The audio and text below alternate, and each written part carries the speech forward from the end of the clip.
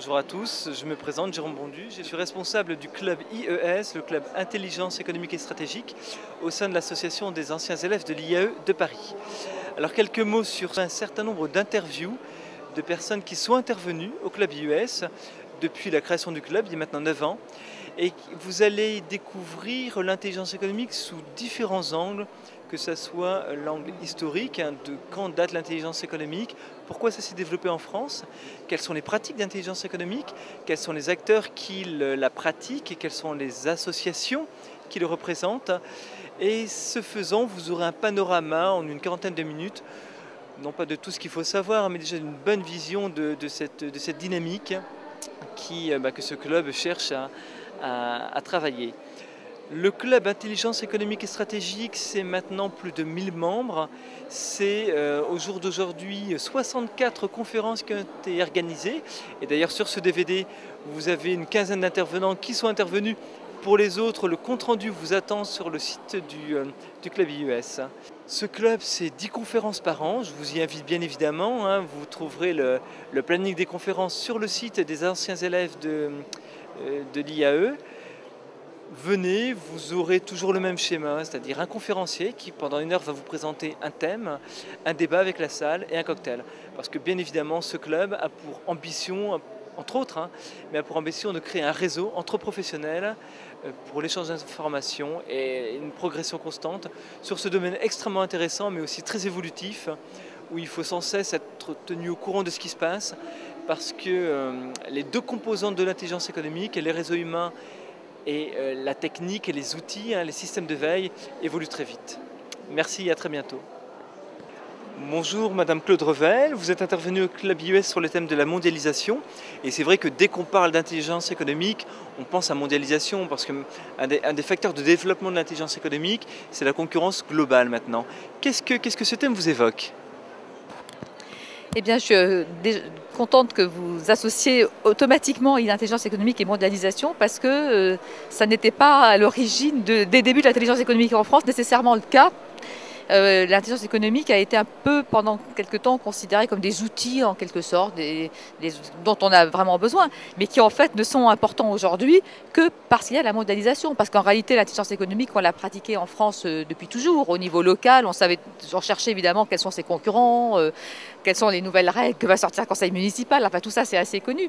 Mais pourquoi l'intelligence économique est devenue absolument fondamentale? C'est parce qu'elle est à l'échelle du globe. C'est-à-dire que le concurrent de la petite PME, du fond de la campagne française, il peut être au Pakistan, ou il peut être au Brésil. Donc la nécessité de connaître ses concurrents, leurs stratégies, leurs environnements, dans des pays qui sont totalement culturellement différents et avec des règles différentes. C'est ça qui fait que l'intelligence économique est tout à fait indispensable. Et c'est ça qui fait qu'il faut qu'elle soit pratiquée avec des outils, certes, mais avec une culture qui soit capable de s'adapter aux diverses formes culturelles qu'elle va rencontrer. Et donc les vrais maîtres en intelligence économique sont également des maîtres en interculturalité. Ils ne sont pas seulement des maîtres en outils, ils sont des maîtres en stratégie, mais également en interculturalité. C'est un point que c'est pas le point principal, mais c'est un point que je souhaite souligner parce qu'il est peut-être pas assez souvent mis en exergue. Ce côté interculturel de l'intelligence économique, que doit avoir l'intelligence économique. Et alors, j'ai lu récemment votre dernier ouvrage que j'ai adoré, littéralement, Nous et le reste du monde, les vrais atouts de la France. Quels sont les vrais atouts de la France? La question est un peu vaste, mais au moins les atouts principaux. Et partant de nos défauts, quels sont nos défauts principaux? Qu'est-ce qu'on devrait corriger? Oui. Alors effectivement, comme c'est une question extrêmement vaste, on va se limiter, j'essaie de me limiter à ce qui est peut-être le immatériel, le moins visible, parce que les atouts visibles et les défauts visibles, tout le monde les connaît, les chiffres, en gros tout le monde les connaît, les faits aussi.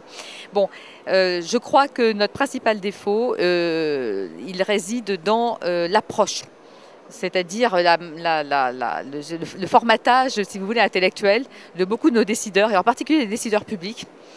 Et ça, je crois que c'est une des raisons principales des problèmes qu'on a aujourd'hui, c'est que ce logiciel, entre guillemets, des décideurs publics et de beaucoup de décideurs du privé, il faut le dire aussi, quand même, n'a pas trop évolué depuis une trentaine d'années. Alors maintenant, ça se fait à toute allure.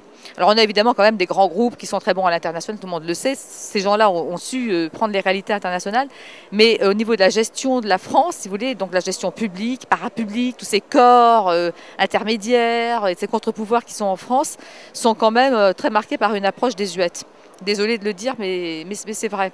Et alors nos atouts, eh bien, paradoxalement, ils sont justement dans retrouver notre approche, s'adapter au reste du monde, mais sans renier ce qui fait notre excellence. Qu'est-ce que c'est notre excellence?